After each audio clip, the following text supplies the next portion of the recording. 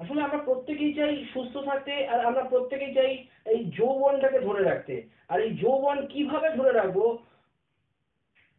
সেটা একবার শুনে নেবো। এই মুহূর্তে পেয়ে গেছি বেশ নাম করা একজন ডায়েটিশিয়ান, তার সাথে পরিচয় করে নেবো আজকে।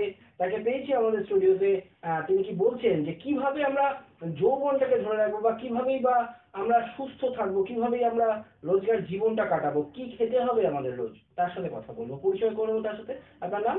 আমার নাম পল্লবী চ্যাটার্জি। আচ্ছা, তো আপনি যদি আমাদেরকে একটু গাইড করেন যে আমরা প্রত্যেকদিন কি খাবে, সাধারণ মানুষ, সুস্থ মানুষ কি খাবে, কিভাবে সে নিজের যৌবনটাকে ধরে রাখবে, কি বলবেন? এবার ডায়েট আমাদের জীবনের খুব একটি এসেনশিয়াল পার্ট। একদম মানে কনসেপশন থেকে একদম মৃত্যু অবধি ডায়েটের ভূমিকা অপরিসীম।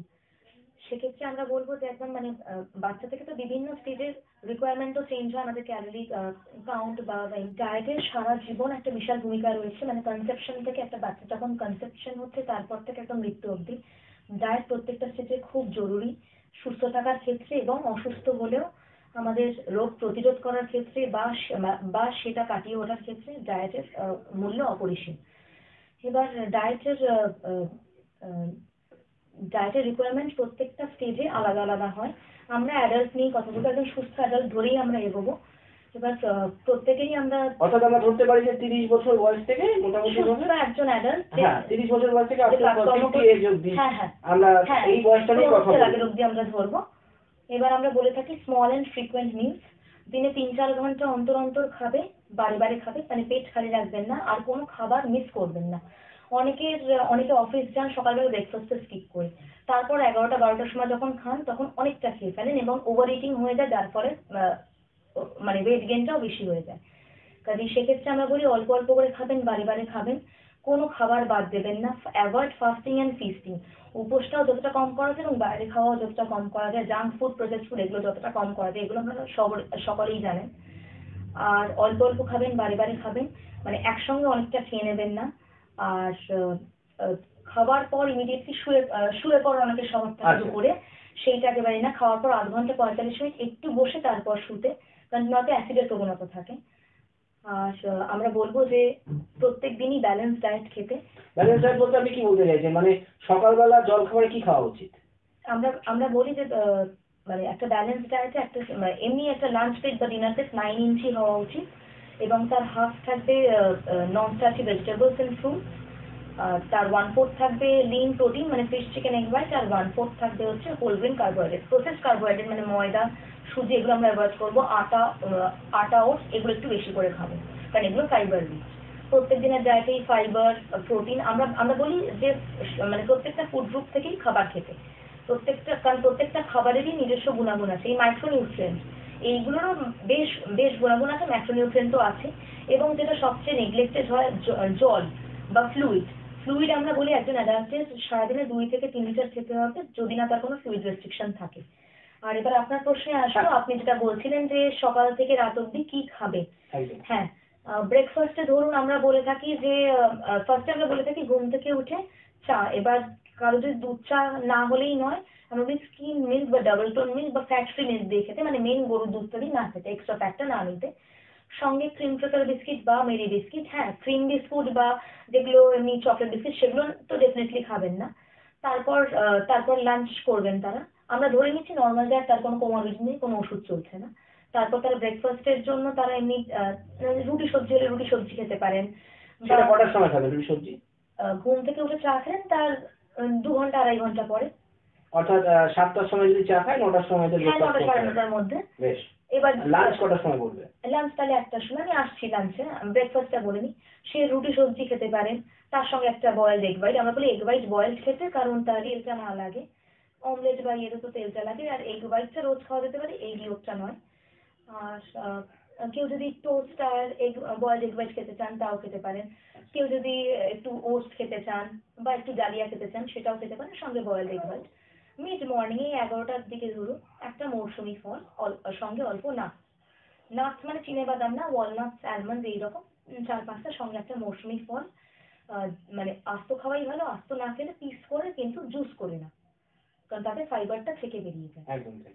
তাহলে এটা 11টার সময় খাবেন। তারপর লাঞ্চ কটার সময় করবে? লাঞ্চ 1টার সময়। একটার সময় এবার আমরা লাঞ্চ। সবসময় বলি স্যালাড দিয়ে লাঞ্চ। স্যালাড মানে শসা টমেটো পেঁয়াজ আমরা যা খাই, স্যালাড সবসময় আগে খেতে বলি, তারপর প্রোটিনের যেটা মানে মাছ বা চিকেন সেটা ডাল, তারপর আমরা লাস্টে রাইস বা রুটিটা খেতে বলি। কারণ তার থিওরিটা হচ্ছে তাহলে যদি স্যালাড খেয়ে আর প্রোটিনটাকে পেট ভরে দিই আমরা ভাতটা অটোমেটিক্যালি কম খাবো। একদম। ওই কারণে আমরা সেরকম ভাবে স্টার্ট করতে বলি। লাঞ্চে স্যালাড থাকবে, ভাত বা রুটি যে যেটা খান সেটা, ডাল থাকবে, একটা সবজি থাকবে, মাছ বা চিকেন যেটা খাবেন, এবং টক দইটা মানে যা সহ্য হয় টক দইটা রাখাও খুব হেলদি। এইরকম হবে। তারপর তার 2 ঘন্টা পরে চা, বিকেলে যারা চা খান চা আর বিস্কিট, লিকার হলে লিকার, আর যদি দুধ দিয়ে খান স্কিম মিল্ক বা ফ্যাট ফ্রি মিল্ক বা ডাবল টোন মিল্ক, আর সঙ্গে ক্রিম ক্র্যাকার বা মেরি বিস্কিট। তারপর তার 2 ঘন্টা পরে ইভিনিং স্ন্যাক খাবেন, সেখানে তারা স্প্রাউটস খেতে পারেন, স্যান্ডউইচ খেতে পারেন। স্যান্ডউইচ হলে গ্রিলড স্যান্ডউইচ বা টোস্টেড স্যান্ডউইচ খাওয়াই ভালো, কারণ কাঁচা পাউন্ডটা অনেকের গ্যাস হয়ে যায়। এবার একটু ছানা খেতে পারেন যারা ছানা সহ্য হয়, মানে একটা প্রোটিনও হলো, আর সঙ্গে স্যান্ডউইচের মধ্যে কোনদিন পনির হতে পারে, কোনদিন চিকেন হতে পারে, কোনদিন এগ হোয়াইট স্যান্ডউইচ হতে পারে, সকালে যদি এগ হোয়াইট না খান সেই রকম ভাবে আপনাদের চেঞ্জ করে করে খেতে হবে, বা স্যুপ টোস্ট হতে পারে কোনোদিন এইরকম। আর তারপর একদম রাত্রিবেলা ডিনারে। ডিনার কটার সময় করবে?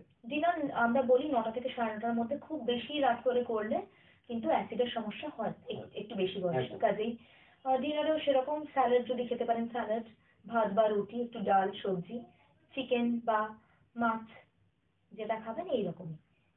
এরকম একটা ডের এবং একটা খাবার কতক্ষণ পরে শুতে যাবে? খাবার আমার মনে হয় আধ ঘন্টা থেকে 45 মিনিট পরে। আর আরেকটা মোস্ট ইম্পর্টেন্ট কথা, আমাদের যেহেতু এখন স্মার্টফোন আর টিভি, আমরা হয়তো ডিনার 9:30টার মধ্যে হয়ে গেল, আমরা শুতে গেলাম 11:30 12টায়, আমরা 11:30 অব্দি আইদার সিরিয়াল দেখি, সেটা টিভিতেও হতে পারে বা ফোনেও হতে পারে, বা ফোনে আমরা একটু হোয়াটসঅ্যাপ বা ফেসবুকটা স্ক্রোল করছি। কাজে সেই ব্রাইট লাইটটা ঘুমোতে যাওয়ার আগে অ্যাভয়েড করাই ভালো, কারণ নয়তো মানে স্লিপ ডিস্টারবেন্স হয়, গুড কোয়ালিটি স্লিপটা হয় না। আর ঘুমোতে যাওয়ার আগে নিউজ বা কোনো স্ট্রেসফুল জিনিস আপনারা দেখবেন না, কারণ তাহলে ভীষণ স্ট্রেস হয়, ঘুমটা আসতে চায় না। আর আমরা বলি যে 7 থেকে 8 ঘন্টা মিনিমাম ঘুমানো উচিত আনডিস্টার্ব ওয়েতে রাত্রিবেলা। একটা প্রশ্ন কিন্তু না করলেই নয়, আমাদের মধ্যে অনেকেই আছে যারা আমরা কিন্তু জানি যে যারা ভেজ ডায়েট করে। তো আপনি বারবার করে ডায়েটের মধ্যে যেটা বারবার চিকেন ফিশ এগুলো বললেন, তো যারা ভেজ ডায়েট করবে তারা কি ধরনের ডায়েট করবে? ভেজে তারা সয়াবিন খেতে পারে, টোফু খেতে পারে, ডাল রাজমা এগুলো তো খেতেই পারে, আর বিভিন্ন স্প্রাউটস তো আছেই।